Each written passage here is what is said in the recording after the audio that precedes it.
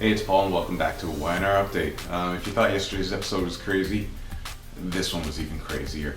First we see Kelly and she pops a bottle of champagne.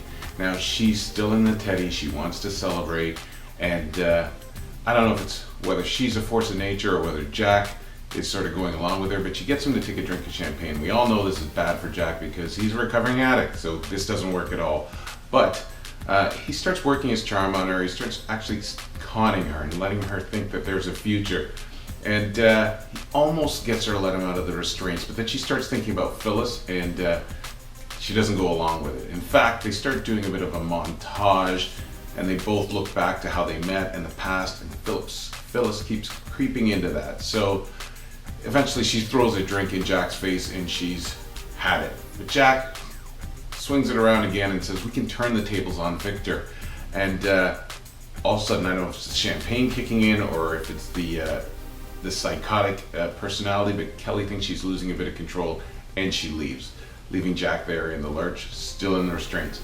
And then we see Phyllis, and she shows up and she sees Jack, and they're at the Abbott household, and she kisses him, and she can tell he's had a drink. Now this is horrible because if you remember back, I mean, Jack wouldn't have made it through the biggest addiction problem he had after he was paralyzed without Phyllis. I mean, it just wouldn't happen. So to her, this is a real blow, but he just blows it off like it's nothing.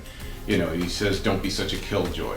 So I think the whole Jack not being able to pull off, or fake Jack not being able to pull off everything, is going to be his downfall. In fact, you know, one of my subscribers on the channel said, what's going to happen when Jack runs into Gabriel?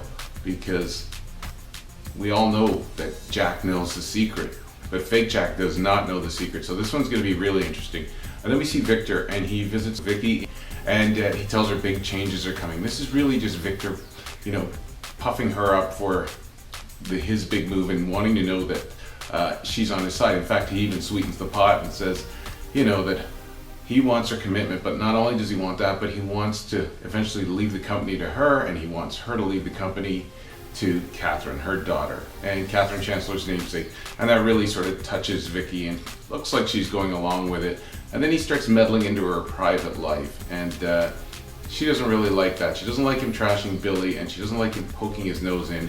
And just as she's talking about how her current relationship isn't going too well, Stitch shows up. Now Victor leaves, and Vicky ends up asking Stitch if Abby is more his priority than she is. I mean, they go back and forth, and they both are in the same headspace, and eventually what do? They break up. I mean, we all saw it coming. I think that's it for this couple. We won't be seeing any more of them.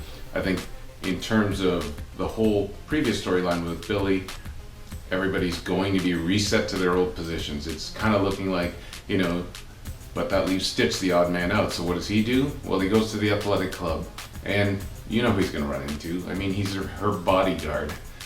He runs into Abby. They console each other, and shock of all shocks, he leans in for a kiss. They're making out. I mean, it's really weird because what's Stitch going to say? He just saw Victor. Victor knows that he wants him with his daughter, and what's he going to find out? Oh, he's not with your daughter anymore. He's with your other daughter. So we'll have to see how this one plays out. Then we see the Abbott family meeting, and Billy is there and Stitch is there, and the two of these guys, obviously, they don't like each other, and they really get into it, and it's personal. I mean, Stitch has got a big axe to grind over what he thinks happened to Kelly. Now, Abby jumps in, and she, you know, in a polite way, tells Stitch that his place isn't there.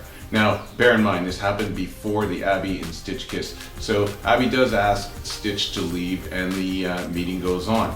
Now, and as the meeting goes on, you know, Ashley states her case that, you know, they've got to get Jack out of there. Now, it's a tough position for Kyle because he says there's no way he's going to go against his dad. And Billy and Ashley know that they have the votes to get Jack out, so all eyes turn to Abby. And Abby doesn't want to get in the middle of it. You know, obviously, Victor's her father, and you know, Ashley's her mother, so she's really in the toughest spot. And we see that later on with her and Kyle when they, you know, they're talking about this by themselves, and Kyle wants her to absolutely side with Jack, and she tells him that she's not going to side with anyone, and she takes off. They show up at the house after, we're talking about Billy and Ashley, and it gets pretty ugly because they tell Jack that he's been ousted, they have a majority, But Phyllis jumps to his defense, and things are really personal. They're really tense.